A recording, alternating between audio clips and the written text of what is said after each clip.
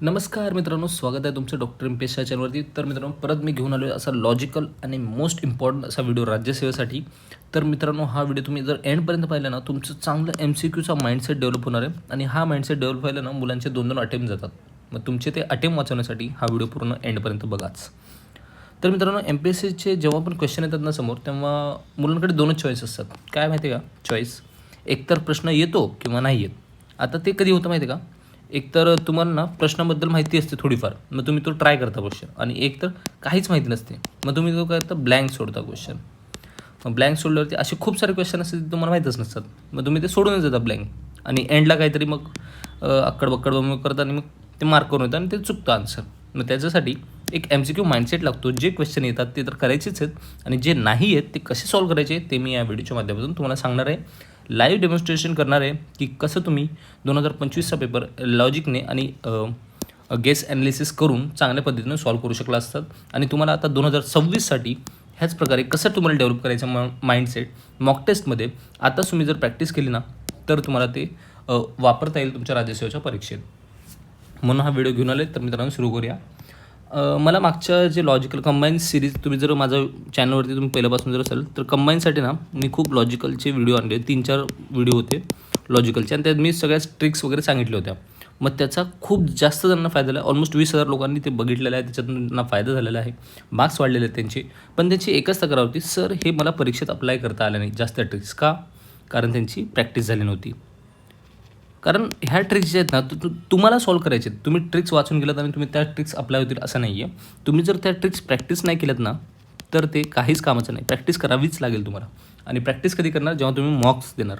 आणि मॉक्समध्ये ह्या सगळ्या ट्रिक्स तुम्हाला अप्लाय करायचे आहेत. मग आता तुमच्याकडे टाईम आहे राज्यसेवेसाठी. मग तुम्ही आता मॉक्स देणं स्टार्ट करा आणि त्यात ह्या ट्रिक्स अप्लाय करा. आता काय करा, पेन आणि वही घेऊन बसा आणि त्यात मी ज्या पण ट्रिक्स सांगतोय त्या ट्रिक्स लिहून घ्या. तुम्हाला जसं लक्षात ठेवायचं तसं लिहून घेऊ शकता. आणि हा पण PDF मी तुम्हाला टेलिग्रामवरती देणार आहे, तर त्याची टेन्शन नका घेऊ तुम्ही. पण तरी मला वाटतं तुमच्या स्वतःच्या नोट्स असणं महत्त्वाचं आहे. आणि प्लस मी मध्ये क्वेश्चन विचारत जाईन, तर कमेंट करणं पण महत्त्वाचं आहे. मग हे टेलिग्राम चॅनलची लिंक डिस्क्रिप्शन बॉक्समध्ये भेटून जाईल किंवा कमेंट सेक्शनमध्ये पण असणार आहे. तर आता एक मला सांगायचं आहे, जेव्हा पण तुमच्यासमोर प्रश्न येतो राज्यसेवेचा किंवा कुठल्याही मॉक टेस्टचा, तर 2च ऑप्शन तुमच्यासमोर येतात, डोक्यात येतात. की एकतर हा क्वेश्चन येतो, बाबा हा माझ्या आवडीतला क्वेश्चन आहे, पॉलिटीचा क्वेश्चन आहे, हिस्ट्रीचा क्वेश्चन आहे किंवा भूगोलाचा क्वेश्चन आहे, ह्या होत्या. मग आणि जे क्वेश्चन नाही आहेच, विज्ञानाचं क्वेश्चन आहे, बाबा हे काहीतरी आलं, बायोलॉजीचं काहीतरी आलं आहे, मला काहीच येत नाही त्यातलं, मग काय करणार मी? तो ब्लँक सोडणार. आता तर ब्लँक पण सोडता येत नाही. आता 5वा तुम्हाला पर्याय दिला आहे, तो गोलच करावा लागतो ब्लँक सोडायचा असेल तरी पण. मग हा पण ब्लँक सोडून देतो, ह्याचा मार्क तुम्हाला 0 भेटणार आहे. आणि हा जे येतो ते आपण टिक करून येतो. आणि त्यातले पण 2-1 म्हणजे ॲक्युरेसी तर आपली 30% तरी कमीच असते ना. मग त्यातले पण चुकतात, येतातले त्या पण. आणि आपण सोडतो किती सारे क्वेश्चन, मग त्यामुळे आपला स्कोर डाऊन जातो. मला हेच समजायचं आहे. आता जर तुम्ही 90 अटेम्प्ट केले, बरोबर, 90 अटेम्प्ट केले आणि तुमचे 20 चुकले, तर तुमचा स्कोर येतो 130 स्कोर येतो आहे. जर तुम्ही 70 अटेम्प्ट केले आणि 15 चुकले, तर तुमचे 102 मार्क येतात. आणि 60 जर अटेम्प्ट केले, तर मग तुमचे 10 चुकू शकतात. मे बी तुमची ॲक्युरेसी चांगली असेल म्हणून तुम्ही 60च अटेम्प्ट केले आणि तुमचे 10 चुकले त्यातले पण, कारण कोणाचे 60च्या 60 बरोबर येत नाही. मग तुमचा स्कोर तुम्हालाच माहिती किती होतो.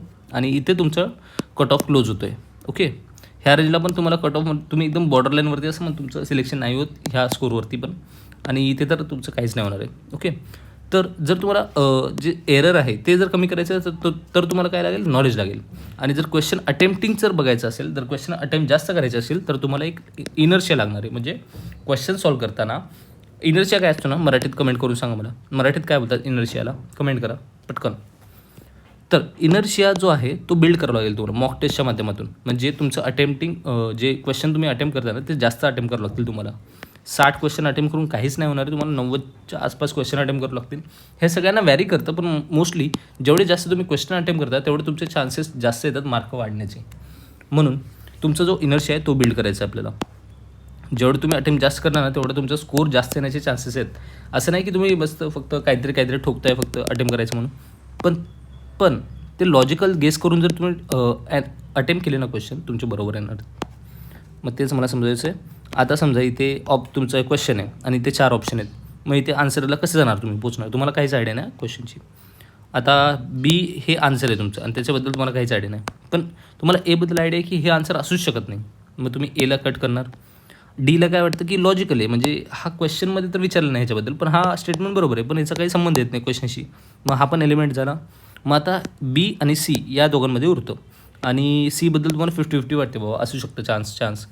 मग याच्यातलं तुम्ही काहीतरी मार्क करून येणार ना, बी किंवा सी, मग याच्यातलं कुठलं तरी एकच बरोबर येईल ना. मग 50% तरी तुमचे चान्सेस आहेत की बरोबर येणार आहे तुमचा आन्सर. मग ह्याच 50%वरती मुलं जे UPSC टॉपर आहेत, MPSC टॉपर आहेत, ते तसे काढतात.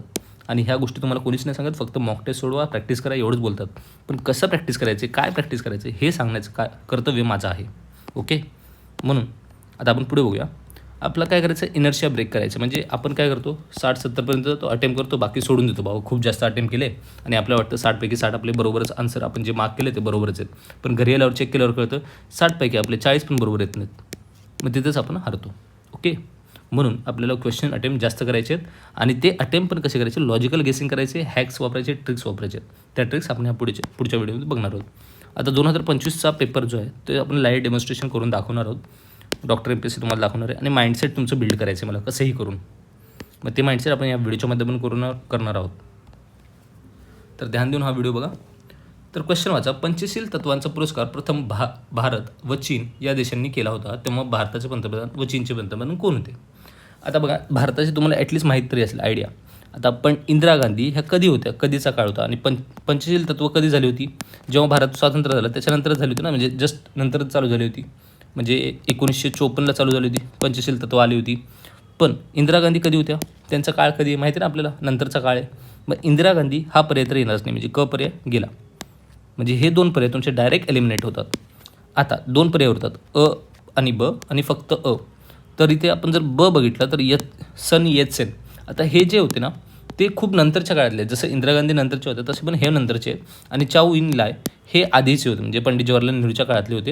मग आपण जर हे मार्क केलं ना तर तुमचं असं बरोबर येणार आहे. पण तुम्ही गेसवर्कमध्ये गेलात आणि 50-50मध्ये हे मार्क करून आलं असतं ना, तरी मला वाटलं असं तुम्ही हुशार आहात आणि तुम्ही बाकी ॲस्पिरंटपेक्षा खूप पुढे आहात, हे जर मार्क केलं असतं तरी पण. म्हणजे 50% ॲटलिस्ट चान्स तरी होता जर तुम्ही हे लॉजिकल ॲनालिसिस केलं असतं. इंदिरा गांधी तर नव्हत्या त्यावेळेस. मग हे जर कट केलं असतं ना तर तुमचे 2 ऑप्शन इलिमिनेट झाले असते. ओके, मला एवढंच सांगायचं आहे. असे करून तुम्ही मार्क्स मिळवायचे आहेत. एक एक थेंबे थेंबे तळे साचे म्हणतात ना, तसंच आहे हे. इथे एक एक मार्क करून ना तुमचं मेरिट निघतं आहे. म्हणून ध्यान ठेवा, क्वेश्चन नीट सॉल्व करताना नीट वाचायचं आणि ऑप्शन पण वाचायचे सगळे. ओके, आणि तिथे ॲनालिसिस तुम्हाला बेसिक नॉलेज पाहिजे प्रत्येक गोष्टीला. जर तुमचं बेसिक नॉलेज पण नाही ना मग अवघड आहे. बेसिक नॉलेज तर कुठे पण नेसेसरी आहे. ओके, आता आपण बघतोय 20वा क्वेश्चन. आता बघा, खालील सिंधू नदीच्या उपनद्या आहेत. सिंधू नदीच्या उपनद्या. आता ह्याच्यातलं आपण बघितलं कोसी आणि सोन हे कोणत्या नदीच्या उपनद्या आहेत? गंगेच्या उपनद्या आहेत ना, कोसी आणि सोन, है ना, एवढं तर माहिती ना, गंगा. मग कोसी आणि सोन येईल का गंगेच्या उपनद्या ह्याच्यात, येईल का? नाही ना. कट आलं 2मध्ये. एवढं सोपं आहे. आता ह्याच्यात पर्यायामध्ये सी अ आणि ब मध्ये कोसी आहे म्हणून ते अ पण जातो. इथे पण बघा अ आहे, तो पण जाणार आहे. मग आता उरला एकच ऑप्शन, आन्सर मार्क करून या. समजते काय म्हणायचं मला? आता ह्या तर नद्या सगळ्यांना माहीत असतील. झेलम आहे, चिनाब आहे, सतलज आहे, पण कोसी नाही आहे ना. कोसी तुम्ही वाचलं आहे गंगेच्या उपनदीमध्ये. आणि इथे काबूल, कुरमुर, स्वात आणि झेलम हे पण नद्या आहेत. ह्या कोणाच माहीत नसतील. आणि हे कसं काढायचं होतं की कोसी जर तुम्ही एलिमिनेट केलं तर तुम्ही बरोबर त्या आन्सरपर्यंत पोचता. म्हणून क आणि ड हे आन्सर बरोबर येते तुमचं. ओके, असं आहे ट्रिक. म्हणजे हे आयोगाला पण माहिती आहे की हे 3 नद्या तुम्हाला माहीत नसतील. मग त्यांनी जी ट्रिक लावली ती तुम्ही आयोगाचं माइंडसेट ओळखा. तुम्हाला क्वेश्चन कसा विचारायचा आहे त्यांना, म्हणजे त्यांना पण उत्तर द्यायचं आहे ह्याच्यामध्येच, पण ते थोडंसं फिरून विचारत आहेत. आणि आयोगाला तसेच मुलं पाहिजेत. आयोगाचं काय एक्सपेक्टेशन आहे ते बघा. आता आपण 71वा क्वेश्चन बघतोय. कॅबिनेट मिशन योजनेनुसार नोव्हेंबर 1946मध्ये संविधान सभा निर्माण करण्यात आली होती. कॅबिनेट मिशनचे 2 संविधान सभेचा विचार नकारला होता. 2 संविधान सभा त्यांनी बोललो होतं ना, मुस्लिम लीगने क्रिप्स प्रस्ताव स्वीकारला होता. क्रिप्सचा जो मिशन होता ते स्वीकारला होता. आता बघा, मुस्लिम लीगने नेहमीच स्वतंत्र राष्ट्र मागितला होता, त्यामुळे त्यांना क्रिप्स प्रपोजल स्वीकारला नसता. स्वतंत्र राष्ट्र म्हणजे त्यांना स्वतःचं ते पाकिस्तान जे बनवायचं होतं, पाकिस्तान जे कुठेच आता टिकणार नाही आहे ते बनवायचं होतं. मग प्रपोजल स्वीकारला नसता. विधान क हे चुकीचं आहे. आता बघा ना, क्रिप्समध्ये काय होतं की त्यांना 2 राष्ट्र करायची नव्हती, त्यांना पार्टिशन नव्हतं पाहिजे होतं क्रिप्समधून. पण मुस्लिम लीगला काय पाहिजे होतं की 2 राष्ट्र पाहिजे होती, म्हणून क्रिप्सचा प्रस्ताव हा स्वीकारला नव्हता ना. लॉजिकल आहे थोडंसं. मग हा क स्टेटमेंट जर गेला, मग हा पण गेलं, फक्त अ उरतं. ओके, हे लॉजिक इथे बसतं. समजते? म्हणजे तुम्हाला जर हे स्टेटमेंट जर तुम्ही लॉजिकली खेळला असता, म्हणजे मुस्लिम लीगला कसं आहे की स्वतःचं राष्ट्र बनवायचं होतं, वेगळं राष्ट्र निर्माण करायचं होतं. मग त्यांनी क्रिप्समध्ये काय म्हणलं होतं की वेगळं राष्ट्र नाही होणार, भारताचं पार्टिशन नाही होणार आहे.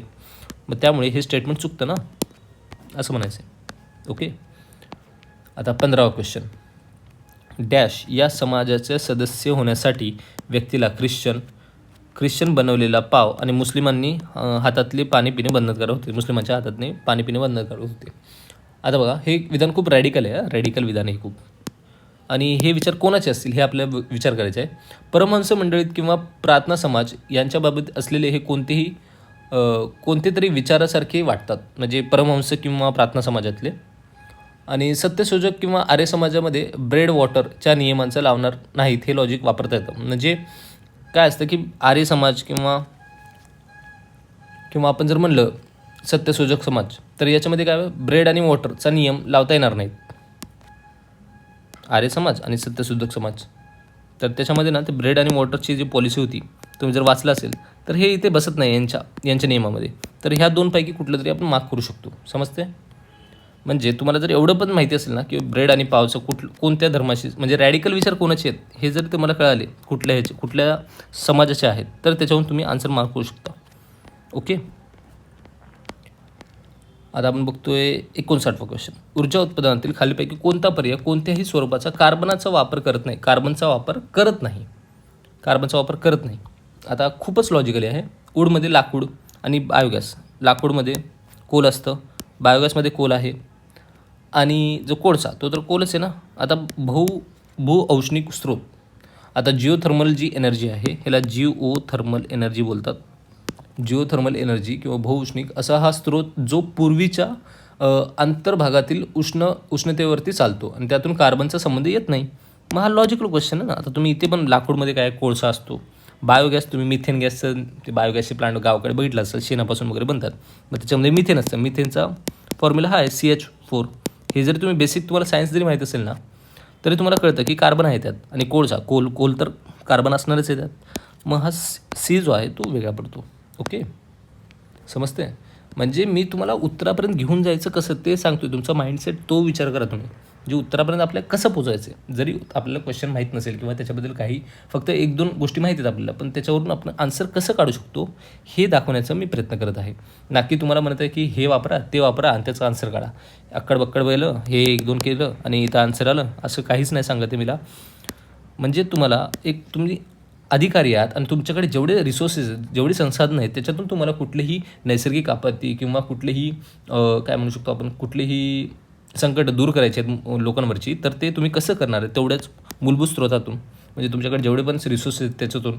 मग ते तुम्हाला कळणार आहे एक ऑफिसरच्या माइंडसेटने. मग तेच आपल्याला करायचं आहे. तुमच्याकडे थोडंसंच नॉलेज आहे, ते वापरून तुम्ही आन्सर कसं काढणार आहे हे आपल्याला बघायचं आहे. ओके, आता इथे बघा, कर्कवृत्त ऋतू भारताच्या कोणत्या राज्यातून जातं. आता इथे बघा, आपण ट्रिक किती वेळा मी सांगितले, गु मा. आता इथे मला लिहिता येत नाही. ओके, इथे गु मा चा छा असं मी ट्रिक बनवली होती. तुम्ही एकदा बघू शकता, किंवा तुमची एक वेगळी ट्रिक असेल तर ह्या ट्रिक लावून पर्यायामध्ये फक्त इथे तुम्ही बघू शकता महाराष्ट्र पण नाही आहे पर्यायामध्ये, महाराष्ट्र नाही आहे ना, महाराष्ट्र नाही पर्याय 1मध्ये, आणि मिझोराम आणि त्रिपुरा आहेत. मग महाराष्ट्रामधून कर्कवृत्त नाही जात, मग त्यामुळे 2 आणि 3 कट होतात ना. हे तर नाहीच कट होत, कारण महाराष्ट्रामधून आपलं कर्कवृत्त जातच नाही आहे, इथून हे सोप्या पद्धतीने कट होतं. मग आपल्याकडे ऑप्शन 1 आणि 4 राहतं. ओके, 1 आणि 4. तर याच्यामध्ये आपण आन्सर मार्क करू शकतो.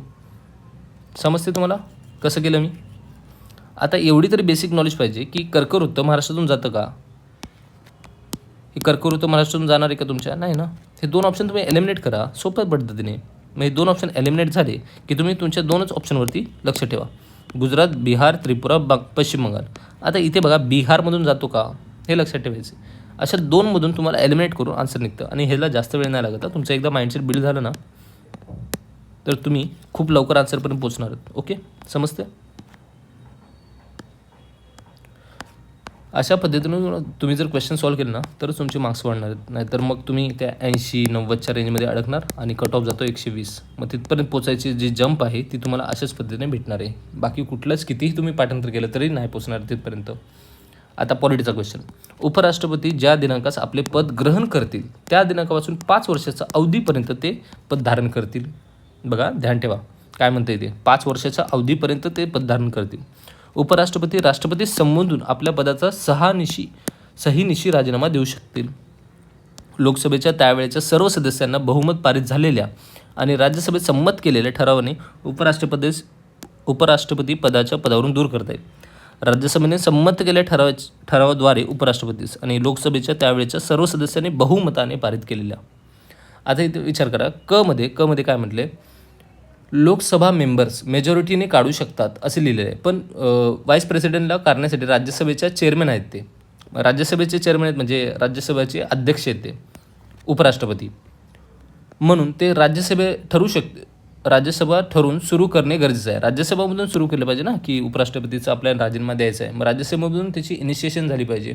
मग त्यामुळे क हे ऑप्शन चुकीचे येते. इथेच तुम्ही कळू शकता की उपराष्ट्रपती हे राज्यसभेचे अध्यक्ष असतात. हे तरी माहिती आहे. मग त्यांचं जर तुम्हाला राजीनामा घ्यायचा आहे किंवा त्यांचं जर तुम्हाला त्यांचे पोस्ट सोडायची आहे तर त्यांना आपण काय करणार आहात, राज्यसभेमध्येच तर आपण मोशन इनिशिएट करणार आहेत ना. मग इथे स्टेटमेंट चुकतं आहे. मग क स्टेटमेंट जर तुम्ही एलिमिनेट केलं तर तुमच्याकडे आन्सर 2 उरत आहेत. मग त्याच्यामधून तुम्ही पोचू शकता आन्सरपर्यंत. मला हे समजवायचं आहे तुम्हाला. आता करंट अफेअरमध्ये बघा, 2025-26च्या केंद्रीय अर्थसंकल्पात प्रमुख आकर्षण म्हणजे अणुऊर्जा अभियानाची सुरुवात, जे लघु मॉड्युलेटर अणुभट्ट्यांच्या MMR संशोधन आणि विकास केंद्रित आहेत. अणुऊर्जाचे अभियान अंमलबजावणीला चालना देण्यासाठी अणुऊर्जा कायदा आणि आण्विक नुकसानासाठी नागरिकत्व कायद्यात सुधारणा संसदेत मांडल्या जातील. या सुधारणा अणुऊर्जा प्रकल्पातील परकीय क्षेत्राच्या गुंतवणुकीला प्रोत्साहन मिळेल अशी अपेक्षा आहे. आता बघा, इथे स्टेटमेंट वाचले आपण, हे सगळं अणुऊर्जा रिलेटेड आहे. आता सगळ्यांनाच एवढी सगळी डिटेल माहिती असते का करंटची? नाही ना. जेव्हा बजेटमध्ये एखादी नवीन मिशन लॉन्च होतं तेव्हा त्याला लागून कायदे बदलणे, ॲटॉमिक एनर्जी ॲक्ट हे स्वाभाविक असते. अशा वेळेस जर सगळे विधाने पॉझिटिव्ह आणि एकमताने पूरक असतील, म्हणजे एकमेकाला पूरक असतील, तर ते वरील सर्व पर्याय आपण मारू शकतो. म्हणजे काय, हे सगळ्यांना सगळंच माहिती असेल असं नसतं. करंट अफेअर आहे हे, आणि हे सगळे पॉझिटिव्ह स्टेटमेंट आहेत. आणि कुठला जर आपण नवीन कायदा येतो तर पहिलेचे कायदे बदलणं हे साहजिकच आहे. म्हणून आपण जर ते सर्व पर्याय बरे जरी केलं असतं ना तरी तुमचं आन्सर आलं असतं. हे खूप लास्ट रिसॉर्ट आहे, म्हणजे हे तुम्ही एकदम एंडला वापरा. हे जेव्हा तुम्हाला काहीच आठवत नाही त्यावेळेस तुम्ही हा पर्यायला घेऊ शकता वरील सर्वपैकी. आता इथे बघा, आता डिटेल्ड ऑप्शन. आता इथे बघा, हे तुम्ही जर बघूनच घाबरले असाल, जे मुलांनी विज्ञानाचा काही अभ्यास नाही केला त्यांनी, पण खूप सोपं आहे हे.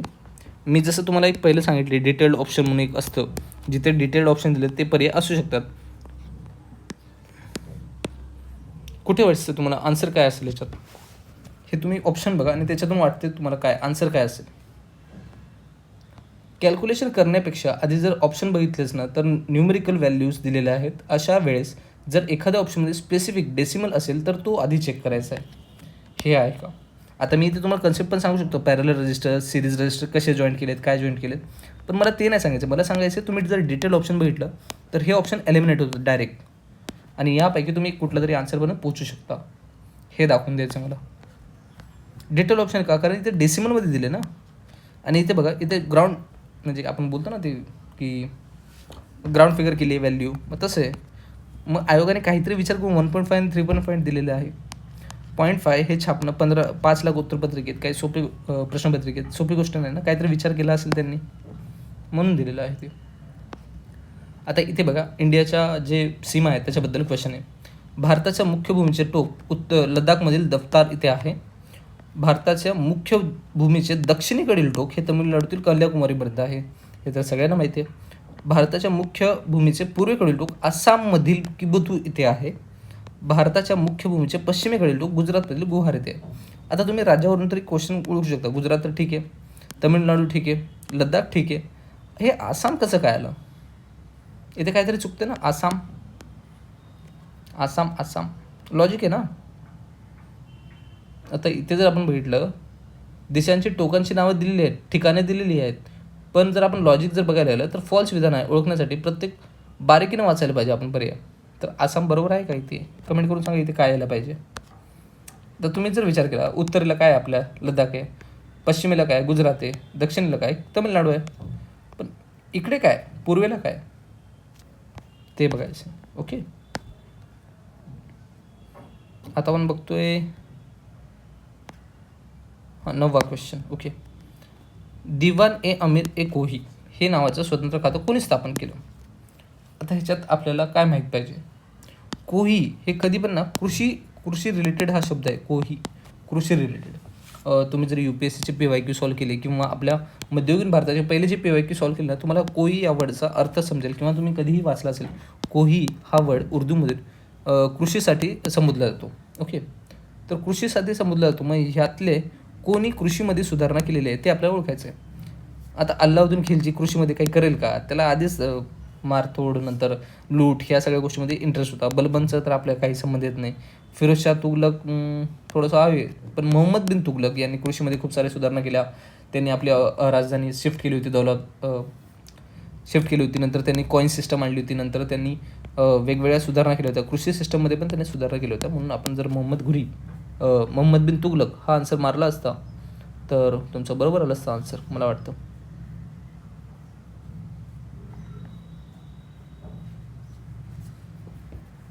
आता आपण जर पुढे बघायला गेलो तर खाली यादी दिली आहे. यादी 1 आणि प्रदूषकांची यादी 2 यामध्ये दिले परिणामांशी जोड्या लावायचे आपल्याला. तर आपल्याला एक माहीत पाहिजे, फॉस्फेट फर्टिलायझरचा संबंध युट्रोफिकेशनसाठी आहे. युट्रोफिकेशन म्हणजे अतिरिक्त किंवा सुपोषण. मग फॉस्फेट तुम्ही जर बघितलं तर ज्याचं फॉस्फेट वरून बसते म्हणजे जमिनीच्या वरून बसतं आणि त्याचं युट्रोफिकेशन म्हणजे जास्त जर आपण वापर केला तर ते थर त्याचा बसतो युट्रोफिकेशनमुळे. मग जर आपले एक जरी जोडी माहीत असेल तर आपण आन्सर काढू शकतो. हा बरोबर. मग एकच सांगायचं आहे, बाकी आन्सर तर तुम्ही सरळच काढू शकता. मग असं काहीतरी करा म्हणजे तुम्ही बघूनच घाबरायचं नाही. आधी ॲटलिस्ट कुठली तरी एक ट्रिक लागते का, कुठेतरी काही लॉजिक क्लिक होतं का ते बघायचं आहे. आणि त्याच्यामुळे जर तुमचा आन्सर निघत असेल ना, डायरेक्ट मार्क करून या ते आन्सर. ब्लँक नका सोडू. मला हेच म्हणायचं, तुमचा अटेम्प्ट्स वाढवा, ब्लँक नका सोडू. MPSC वेगळा आहे, UPSC वेगळा आहे. पण UPSCमध्ये काय वेगळं आहे, MPSCमध्ये काय वेगळं आहे हे ओळखून घ्या. फक्त सिलेबस सेम येऊन झालं असं नसतं. आता 96मध्ये मालदीवमध्ये 2024मध्ये झालेल्या सार्वत्रिक निवडणुकीमध्ये कोणत्या राजकीय पक्षाचा विजय झाला? आता राजकीय पक्ष आहे, तो राजकीय पक्ष आहे तर राष्ट्रीय, पीपल्स हे असे शब्द तर यायला पाहिजेत ना पार्टीमध्ये. तर पीपल्स नॅशनल काँग्रेस हे त्यावेळेचं करंट अफेअर होतं. पीपल नॅशनल काँग्रेसचा विजय झाला होता आणि हे करंटमध्ये खूप ट्रेंडिंग होतं. म्हणून पीपल्स किंवा नॅशनल ह्यासारखे जेनरिक वर्ड्स यायला पाहिजेत. आपल्या इथे पण बघा राष्ट्रवादी आहे, भाजप आहे, भारतीय जनता पार्टी. मग आपल्या इथे पण पीपल्स, नॅशनल असे शब्द येतात पार्टीमध्ये. मग आपण ह्या 2 ऑप्शनपैकी जर आपण विचार केला असता ना तर बरोबर आला असता आन्सर. ओके, मग असे तुम्हाला रिस्क घेऊन घ्यायचं. आता यात पण तुम्ही म्हणसाल सर रिस्क तर आहे ना, रिस्क घ्यावंच लागेल बाळांनो, कारण रिस्क राहणारच आहे कुठे पण. तुम्ही जर ब्लँक जरी सोडलं तरी तुम्हाला रिस्कच आहे, कारण तुमचे सगळेच्या सगळे बरोबर येणारच नाही आहेत. म्हणून तुम्हाला रिस्क घेणं खूप महत्त्वाचं आहे. आता 71 म्हणजे त्याच्यामध्ये काय म्हटलं, कॅबिनेट मिशन योजनेनुसार नोव्हेंबर 1946मध्ये संविधान सभेची निर्माण करण्यात आली. हे तुम्हाला परत मी क्वेश्चन घेतलं क्रिप्स मिशनचं तुम्हाला सांगितलं होतं की मुस्लिम लीगला 2 नेशन पाहिजे होते, पण त्यांनी क्रिप्समध्ये तसा प्रस्ताव नव्हता. मग तो स्वीकारला कसा असेल? नाही ना, इथे कॅन्सल होतो. आणि हे तुम्हाला मी सांगितलं होतं पहिलं. परत क्वेश्चन आला आता इथे 21वा क्वेश्चन. आता इथे सोपं आहे लॉजिक. केरळचं तुम्हाला माहिती आहे सगळ्यात जास्त लिंग गुणोत्तर होतं. केरळचं लिंग गुणोत्तर नेहमीच सर्वात जास्त असतं. मग इथे गेलात, इथे 3 मार्क केलं, इथे आलं, आन्सर खतम. एवढं सोपं होतं. आता सगळ्याच गोष्टी तुम्हाला काही जणांना माहीत असेल, कारण मला स्वतःला ते पॉप्युलेशनचा डाटा पाठ करणं खूप डोक्यात जातं आणि मी स्वतः सोडून येतो क्वेश्चन. पण इथे सोपं आहे ना. केरळचं तुम्हाला माहीतच आहे की सगळीकडे सर्वात जास्त लिंग गुणोत्तर त्याचंच होतं. आन्सर बघितला, मार्क करून आलं, संपला विषय. सोपं आहे. फक्त घाबरायचं नाही, आपल्याला माइंडसेट चेंज करायचं आहे, MCQ प्रॅक्टिस करायचे. मॉक टेस्टमध्ये अशा गोष्टी प्रॅक्टिस करा. मॉक टेस्टमध्ये फक्त उत्तर बघतोय, क्वेश्चन बघतोय, उत्तर बघतोय, क्वेश्चन, असं नाही. ॲनालिसिस करतायत नाही करतायत, काहीच नाही, फायदा नाही मग त्याचा. अशा गोष्टी प्रॅक्टिस करा. कुठला सब्जेक्ट आधी सोडवायचे, कुठला नंतर सोडवायचे, कधी MCQ मार्क करायचे आहेत, OMR कधी मार्क करायचं आहे, टायमिंग किती लागणार आहे, कुठल्या सब्जेक्टला किती टाईम द्यायचा आहे, ह्या सगळ्या गोष्टी मॉक टेस्टमध्ये तुम्हाला डिसाईड करायचे आहेत. समजते? आता आहे 24वा क्वेश्चन. आता ह्याच्यात काय लॉजिक आहे? ट्रेंच हे जगातले सर्वात खोल गर्त असून मारियाना ट्रेंच. आता मारियाना ट्रेंचबद्दल तुम्ही ऐकलं आहे का? मारियाना ट्रेंच हे तुम्ही जॉग्रफीच्या पुस्तकात वाचलंच असणार. नक्कीच तुम्ही काय म्हणतात ते, पृथ्वीचे अंतरंग हा चॅप्टर आहे, त्याच्यामध्ये दिले आहे. त्याच्यामध्ये तुम्ही अंतरंगाचे पुरावे कसे भेटतील, तुम्हाला अंतरंग कसं आहे ते कळण्यासाठी तुम्ही काय करणार, प्रत्यक्ष पुरावे काय आहेत, तर प्रत्यक्ष पुरावामध्ये मरियाना ट्रेंच म्हणजे एक गर्त आहे खूप खोल, त्याच्याबद्दल माहिती दिली आहे. हे जर तुम्ही वाचलेलं असेल ना तर तुम्हाला कळतं ते प्रशांत महासागरात आहे, प्रशांत महासागर. मग हे जरी ट्रिक झालं, आता बघा 1चं 2, तर ॲटलिस्ट तुम्ही 2 ऑप्शनपर्यंत तरी येता, 2 ऑप्शनपर्यंत. मग हे जॉग्रफीचं बेसिक आहे. एसाठी 2 आले, 2 पर्याय आहेत. आता C इंडियन ओशन. आता भारतीय महासागरात, प्रशांत महासागर किंवा हिंदी महासागरात आपल्याला माहिती आहे एकच आपलं महासागर आहे, मग त्याच्यामुळे आपण ॲटलिस्ट एक तर नाव माहीतच असतं आपल्याला. जावा ट्रेंच जर माहीत असेल तर तुमचं आन्सर बरोबर निघते.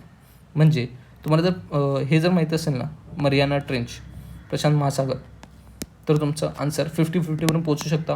आणि तुम्ही जर वाचलेलं असेल किंवा कधी तुमच्या डोळ्यासमोर गेलेलं असेल की हिंदी महासागरात जावा ट्रेंच असते, तर तुमचं आन्सर निघू शकतं. 2वरून तुमचं आन्सर निघू शकतं. हे तुमची ट्रिक होती की कारण तुम्हाला एक बेसिक जर नॉलेज असेल ना, त्यावर तुम्ही बरोबर तुमच्या उत्तरापर्यंत पोहोचू शकता. आणि ते पण असं नाही की तुम्ही पुस्तकात ते वाचलंच पाहिजे, कधी तर तुम्ही ऐकलं आहे कुठलं तरी. ते सबकॉन्शियस माइंडचं ताकद आहे. सबकॉन्शियस माइंडमध्ये ते जाऊन बसतं. कधीतरी तुम्ही न्यूज बघितले किंवा असंच तुमच्या डोळ्याकडून त्या गोष्टी गेल्यात, मग त्याच्यातून तुमचं आन्सरमध्ये क्लिक होतं ह्या गोष्टी. मग याच्यासाठी काय केलं पाहिजे, सबकॉन्शियस माइंडला ट्रेन केलं पाहिजे. सबकॉन्शियस माइंडबद्दल मी एक व्हिडिओ बनवून वाटलं तुम्हाला पाहिजे असेल ना, कमेंट करून सांगा मला. आता 33वा क्वेश्चन. इथे काय विचारलं, सरपटणारे प्राणी, उभयचर प्राणी अत्यंत धोक्यात प्रजाती आहेत म्हणून कोणाला घोषित केलेलं नाही. धोक्यातलं कोणाला घोषित केलेलं नाही. आता इथे बघा, घरियाल जे आहे, नंतर रिव्हर टेप, कुठे गेलो, टेरॅपेन, हां टेरॅपेन, घरियाल, टेरॅपेन, आणि नंतर लेदरबॅक टर्टल. हे सगळे तुम्हाला हे वाटतं ना, काय म्हणतात, ॲम्फिबियन, उभयचर वाटत आहेत ना. टर्टल आहे, टेरॅपेन आहे आणि घरियाल तर तुम्हाला हे माहीतच असेल उभयचर आहे. पण बेगल फ्लोरिकन हा पक्षी आहे ना, पक्षी आहे, मग तो उभयचर कसा असू शकतो बाळांना? पण एवढं हे थोडंसं अवघड होतं, मी पण मानतो. बेगल फ्लोरिकन, आता हे तुम्हाला नावानं ओळखतायला पाहिजे. टर्टल उभयचर आहे, टेरॅपेन उभयचर आहे, घरियाल तुम्ही कधी तर नाव ऐकलंच आहे, घरियाल, मग हा पण उभयचर आहे. मग इथे तुम्ही आन्सर ह्यापर्यंत पोचू शकत होता. ओके, आता तुम्हाला वाटत असेल हे सगळं क्वेश्चन एक्झाममध्ये नाही टिक होत, एक्झाममध्ये ह्या काहीच गोष्टी आत नाही, एक्झामच्या बाहेर आल्यानंतर ह्या सगळ्या गोष्टी क्लिक होतात. पण तसं नाही आहे. तुम्ही जर मॉक टेस्टमध्ये प्रॅक्टिस केली, आणि मॉक टेस्ट प्रॅक्टिस करण्यासाठीच मी हा व्हिडिओ आधीच लवकर घेऊन येते, कारण हे असे व्हिडिओ तुम्हाला मेमध्येच भेटणार आहेत. आणि मी तुम्हाला हाच व्हिडिओ फेबमध्ये आणून देते का, कारण तुम्हाला आता टाईम भेटला पाहिजे 2-3 महिन्याचा प्रॅक्टिस करण्यासाठी. आणि प्रॅक्टिस केल्यानंतरच ना तुम्हाला ते क्लिक होणार आहे एक्झाममध्ये, कारण ह्या गोष्टी ऑन द स्पॉट नाही क्लिक होत जोपर्यंत तुम्ही पहिलं कधी सोडवलं नसेल अशा पद्धतीने. म्हणून अशा पद्धतीने सोडवण्यासाठी आपण हे आता प्रॅक्टिस करणार आहोत. खालीपैकी योग्य योगदानं. आता 2024मध्ये INS विक्रांतच्या अधिकृतपणे भारतीय नौदलात पश्चिम नौदल कमांडमध्ये सामील झाली. INS विक्रांत हे भारतीय नौदलाच्या सेवेत असलेले एक विमानवाहक नौका आहे. तमिळनाडूमध्ये बांधलेले अशा प्रकारचे पहिले जहाज आहे. आता लॉजिक, विधान B मध्ये म्हटलंय की INS विक्रांत हे तमिळनाडूमध्ये बनलेले पहिले जहाज आहे. जर आपल्याला माहिती आहे की INS विक्रांत हे कोचीन शिपयार्ड केरळमधून बांधलेले आहे, तर तमिळनाडू हे फॅक्ट चुकीचं ठरतं. आता INS विक्रांत हे कोचीनमध्ये बनलेलं आहे. कोचीन तुम्हाला माहीत असेल, कोचीन, मग ते तमिळनाडूमध्ये आहे का, केरळमध्ये आहे ना. मग एवढं जरी फॅक्ट माहीत असतं ना तरी तुमचा आन्सर बरोबरपर्यंत पोचला असतो आपण. हा गेलं, बस ओळखलं. कोचिन शिपयार्ड तुम्हाला जर कधीतरी कानावरती पडलेलं असेल, कोचिन शिपयार्डवरती आहे किंवा कोचिन शिपयार्डवरतून आपल्या INS विक्रांतची निर्मिती झालेली आहे, कुठल्या तरी पेपरात वाचले, अशा गोष्टी क्लिक होतात एक्झाममध्ये. हे सबकॉन्शियस माइंडची ताकद आहे आपल्या, आणि हे प्रॅक्टिस केल्यानंतरच तुम्हाला क्लिक होणार आहे. ओके, आता आपण बघतोय 18वा क्वेश्चन. मी तुम्हाला क्वेश्चन असे वरखाली का घेतलेत ते तुम्हाला नंतर कळेल. तुम्ही जेव्हा परत एकदा व्हिडिओ बघाल ना तेव्हा तुम्हाला क्लिक होईल मी असे वरखाली का क्वेश्चन घेतलेले आहेत. काहीतरी त्याच्यामध्ये एक लॉजिक आहे, ते पण लॉजिक तुम्ही शोधून मला कमेंट करून सांगा. आता बघा, हेच तुम्हाला सांगितलेलं आहे क्वेश्चन. हा पण परत घेतला मी क्वेश्चन. भारतीय राज्यघटनेच्या अनुच्छेद 371 व उपच्छेदानुसार विशेष दर्जा नसलेले राज्य ओळखायचे आहेत. 79 क्वेश्चन. आर्टिकल 317 अंतर्गत बहुतेक अशा नॉर्थ ईस्टर्न राज्याचे विशेष दर्जे आहेत. आता 371 ना नॉर्थ ईस्टर्न स्टेट ईशान्य राज्यांबद्दल बोललेलं आहे. तर पर्याय 1, 2, 3 नागालँड, आसाम, मणिपूर, सिक्कीम, मिझोराम यासारखे राज्य आहेत. परंतु त्रिपुरा आणि झारखंड तर ठीक आहे, त्रिपुरा ठीक आहे एकदा, झारखंड कसं काय? झारखंडला विशेष या पर्यायात बसत नाही ना, कारण त्रिपुरा आर्टिकल 371चा दर्जा नाही त्याला त्रिपुराला. झारखंड थोडंसं वेगळं वाटतंय. आन्सर मार्क करू शकतो, कारण नॉर्थ ईस्ट स्टेटबद्दल तुम्हाला कन्फर्म आहे, कारण 371 नॉर्थ ईस्ट स्टेटबद्दलच ईशान्य राज्यांबद्दलच बोललेलं आहे. मग तुम्ही ह्याच्यावरून तुम्ही आन्सर काढू शकत होता. थोडंसं इथे वेगळं वाटतंय. हे गेसवर्क आहे, हे लॉजिकल गेस आहेत. असं नाही की मी तर तुम्हाला म्हणते की काहीतरी करा, 1, 2, 3, 4, 5, 6 खेळा, तसं करून नाही होते. थोडं लॉजिक लावा ना. 371 नॉर्थ ईस्टबद्दल आहे, ईशान्य राज्याबद्दल आहे. मग हे राज्य इथे काय करतात, बरोबर? आता इथे आपण बघूया 100वा क्वेश्चन. राष्ट्रपती द्रौपदी मुर्मू यांनी 2024 कोणत्या ठिकाणी कौशल्य भवन या विकास उद्योग मंत्रालयाची नवीन इमारत. आता मंत्रालयाची नवीन इमारत तुम्हाला मुंबईमध्ये भेटणार आहे का कुठल्या, किंवा तुम्हाला हैदराबादमध्ये देणार का? ते बाकीचे सगळे मंत्रालय दिल्लीत आणि तुमचं बेंगळुरूमध्ये नवीन मंत्रालय कौशल्य भवन, कौशल्य आणि विकासासाठी, उद्योजकतासाठी तुमचं मंत्रालय बंगळुरूमध्ये, एकच मंत्रालय बेंगळुरूमध्ये आणि बाकी सगळे मंत्रालय दिल्लीमध्ये. असं होईल का? थोडं लॉजिक लावलं असताना हे आन्सर पण तुम्ही मार्क करून आलं शकता. कारण इथपर्यंत याच्यापर्यंत मुलं थकलेली असतात. 100 क्वेश्चनपर्यंत याच्यापर्यंत त्यांचं माइंड इथेच बंद होत असतं. मग ते ह्या लॉजिकपर्यंत पोहोचू शकत नाहीत. मग हे लॉजिकची प्रॅक्टिस तुम्हाला करायची आहे मॉकमध्ये. आता विचार करा मित्रांनो, मी आत्तापर्यंत तुम्हाला 21 ते 22 क्वेश्चन सांगितले. 1-2 क्वेश्चन रिपीट झाले, तरी पण 20 जरी क्वेश्चन पकडले, 20 क्वेश्चन म्हणजे 40 मार्क्स विचार करा लॉजिकने. आता मी नाही म्हणत की 40च्या 40 म्हणजे 40च्या 40 मार्क्स भेटतील तुम्हाला. यातले पण 5 तरी क्वेश्चन चुकतीलच. 20 पैकी तुमचे 5 क्वेश्चन चुकत आहेत. ओके, ठीक आहे. आता 20 पैकी 5 क्वेश्चन चुकत आहेत म्हणजे 15 तुमचे क्वेश्चन बरोबर येतात, 30 मार्क. आणि निगेटिव्हचे 2.5 मार्क म्हणजे तुमचे 27 मार्क वाचतात, 27.5. आणि ह्या 27.5 तुमचं मेरिट ठरवतात. आणि मेरिट तुमचं कुठे घेऊन जातं बघा. जर तुम्हाला समजा जर 100 मार्क येत असतात नॉर्मली, आणि जर तुम्ही लॉजिक ट्रिक लावून जर 27 तुमचे मार्क वाढले समजा, तर तुमचा 127 स्कोर होतो आणि तुमचं आरामात क्लिअर होतं आपला राज्यसेवा. हेच मला समजवायचं होतं. मग असं होण्यासाठी तुम्हाला काय करावं लागेल, मॉक टेस्ट प्रॅक्टिस करावं लागेल. ह्या ज्या ट्रिक आहेत सगळ्या गोष्टी प्रॅक्टिस करायच्या आहेत तुम्हाला मॉक टेस्टमध्ये. आणि हे एकदा मॉक टेस्टमध्ये तुमचं माइंडसेट झालं तयार की तुम्ही मग एक्झाममध्ये तुम्हाला बरोबर ह्या गोष्टी सगळ्या आठवतील आणि तिथे क्लिक करतील. तुम्हाला आता कमेंट करून सांगणार मला, सर हे एक्झाममध्ये कधीच नाही आठवत, एक्झाम झाल्यानंतरच या गोष्टी क्लिक करतात आणि सर अशा ट्रिक नाही बसत.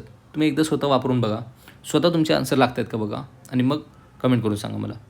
जर तुम्हाला थोडा 1% जरी वाटतो ना की हे फायदा होईल, तर तुम्ही आता व्हिडिओला लाईक करा, सबस्क्राईब करा. आणि जर तुम्हाला वाटते की मी काहीतरी हेल्प करतो तुम्हाला, तर ह्या व्हिडिओ तुमच्या मित्रांना शेअर करा. बस एवढंच म्हणायचं होतं. थँक्यू आणि जय हिंद, जय महाराष्ट्र.